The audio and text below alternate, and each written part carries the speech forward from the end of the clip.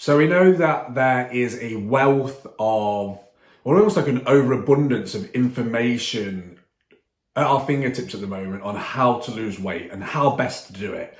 And I think a lot of people can get kind of stuck with that and almost like trying to overcomplicate it, can get stuck spinning their wheels, have no idea how to get started or who to believe or what to do. And I think it can get overwhelming for a lot of people. So I thought I would do a quick video on and just basically give people a few very simple tips, simple but effective tips, because it doesn't have to be complicated. Yes, weight loss isn't easy, but it doesn't have to be complicated. The process itself can be pretty simple. So I just wanted to do a video to outline a few simple things for you to focus on to at least get you started in your weight loss journey. So I'm going to talk on a few tips. First one is to find some way of managing your calorie intake. So a few methods include things like calorie counting, portion control, following specific diets like low carb, for example, paleo, following certain methods like Weight Watchers, Slimming World. It doesn't really matter. They all work the same way. They basically help you to eat less food. They just do it in different ways. So it doesn't matter which you pick. There is no best one. In fact, the best one is the one that you prefer, the one that works best for you, and the one that best suits your lifestyle. So it doesn't matter which, pick the one that suits you, your preferences, and your lifestyle. Next, I like to get people to focus on foods that increase satiety. So as I mentioned in my last video, which if you haven't seen, make sure you do. I mean, we know basically when we diet, we get hungry, right? And it can be a real pain, and it can be one of, if not the biggest reason that we fail. So eating in a manner that helps us to reduce hunger is always going to be beneficial, right? So what kind of foods make you feel fuller? Well, it tends to be foods that are higher in protein, fiber, and water. So a few examples off my head, think of things like meat, seafood, protein powders, fat-free cottage cheese and Greek yogurt, particularly fat-free varieties, eggs, whole grains, fruit and veg, legumes, oats.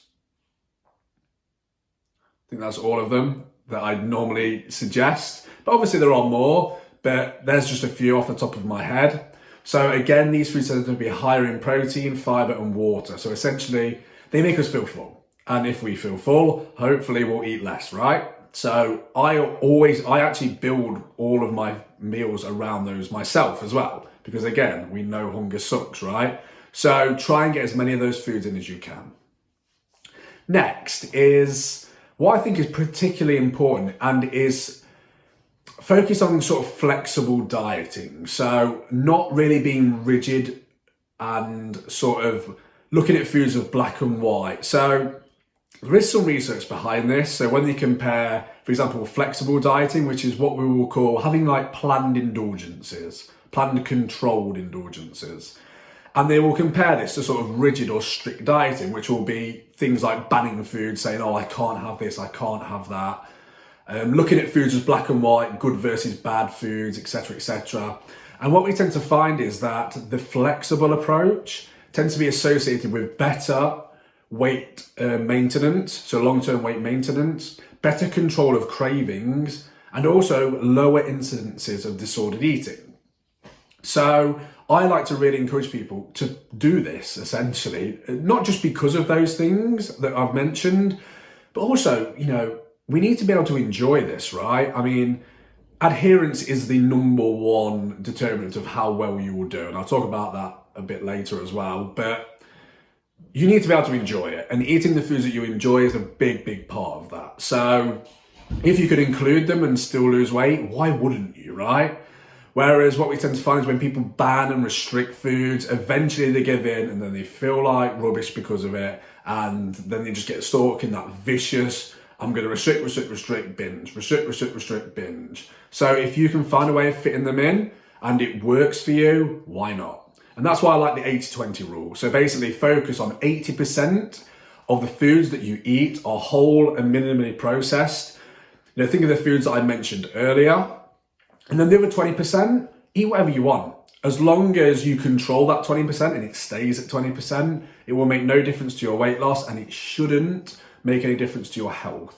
So And again, it just gives you that flexibility, and it just makes it more likely that you will stick to what you're doing, rather than saying, I can't have this, I can't have that, and just restrict, and eventually you're probably going to cave. So, and again, if you can fit them in and eat the foods that you enjoy and still see results, why wouldn't you?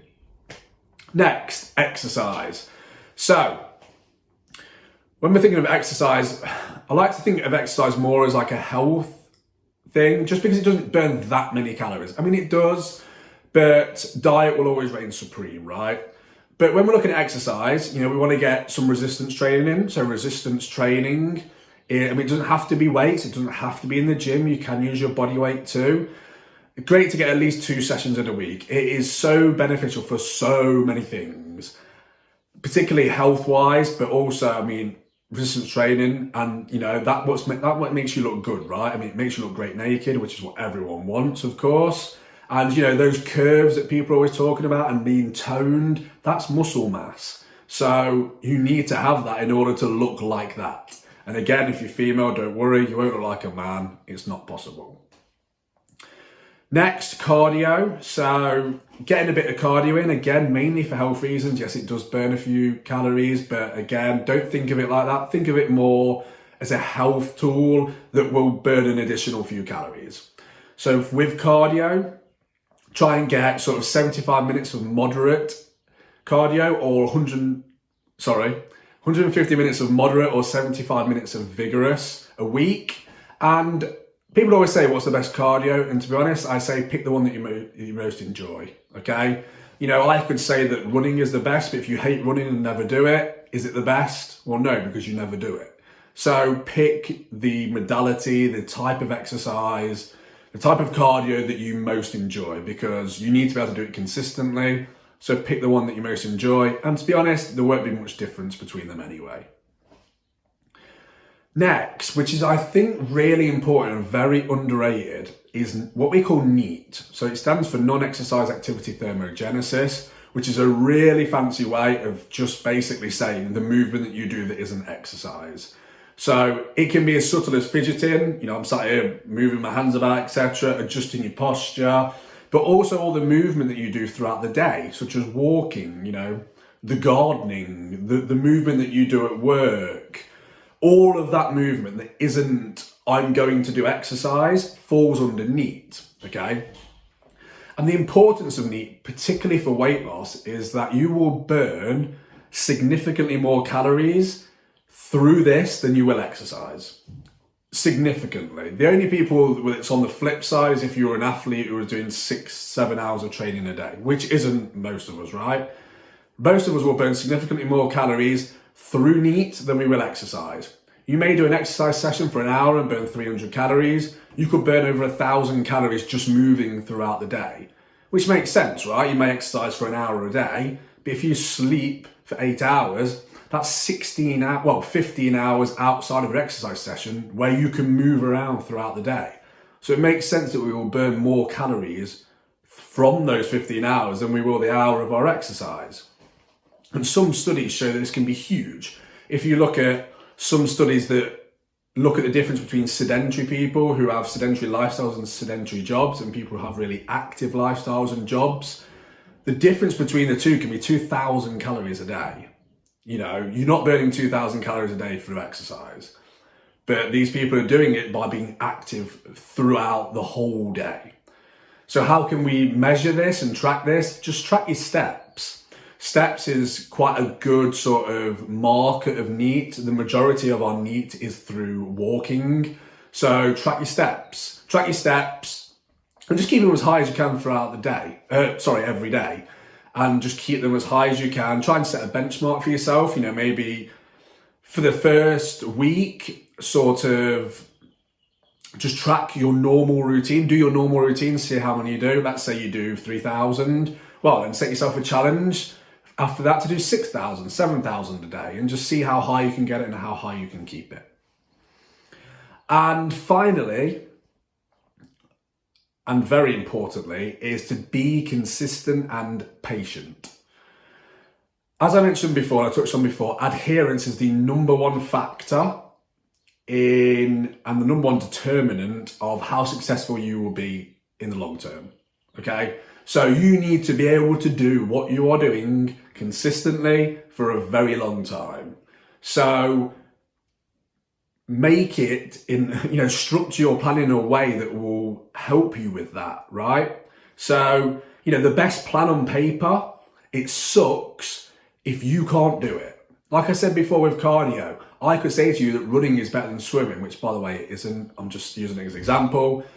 But if you hate running, it's not good for you because you're not going to do it. So again, structure your exercise, your nutrition, your lifestyle in ways that best help you to do it consistently, because that's the main key. Don't be afraid to start small if necessary. Yes, a lot of changes for some people works really well, but if that's not you, don't worry, start small. Small frequent changes are better than large infrequent habits as such, or changes. Again, it's just consistency. You've got to be consistent. So if you have to put the armbands on for a bit and start small, do that. Get the ball rolling, and then you can progress from there. And finally, I could have said this for every single point, most importantly, but again, a very important one is that you do not need to be perfect with this. In fact, you can't be. If you want to strive for perfection, fine, do it. But don't be disappointed when you can't achieve it, because you can't. You don't need to be 100% on this. You can get this right 80% of the time and control the rest of it, you will be fine. So again, strive for perfection, but don't be disappointed when you don't get it. You don't need to be perfect. You can't be perfect. Just be good enough and do it the majority of the time. And don't be hard on yourself. We all struggle with this. It's difficult. It's not easy. If it was easy, I said at the start, it might be simple, but it's not easy. So be nice to yourself and get this right the majority of the time and you'll be fine. Hopefully you've got some value from that. Again, I just wanted to give you some simple steps because again, I think this space is overcrowded and there's a lot of conflicting views and it can get overwhelming and overcomplicated. So I just wanted to give some quick, simple steps that you can take from this and just start doing. And, people have used these. I did an ebook with this, which basically says this. People have used this to lose 10 pounds. Again, it doesn't need to be complicated. It can be very simple. It's just not easy. So hopefully you got some value from that and you've taken something from this. Make sure that you like the video. If you did, drop a comment. Any thoughts you have, anything you've tried, or if you do try a few of these things, come back and let me know how you've got on. Don't forget to subscribe to the channel. It should pop up in the top corner of the video. And check out the other videos as well and see if there's any other that you like. I'll be posting these very regularly and there's already a ton on here already. Any questions that you have, you can email me to NathanBancroftNutrition@gmail.com and I'll do my best to help. Take care, guys, and I'll see you on the next video. Thank you.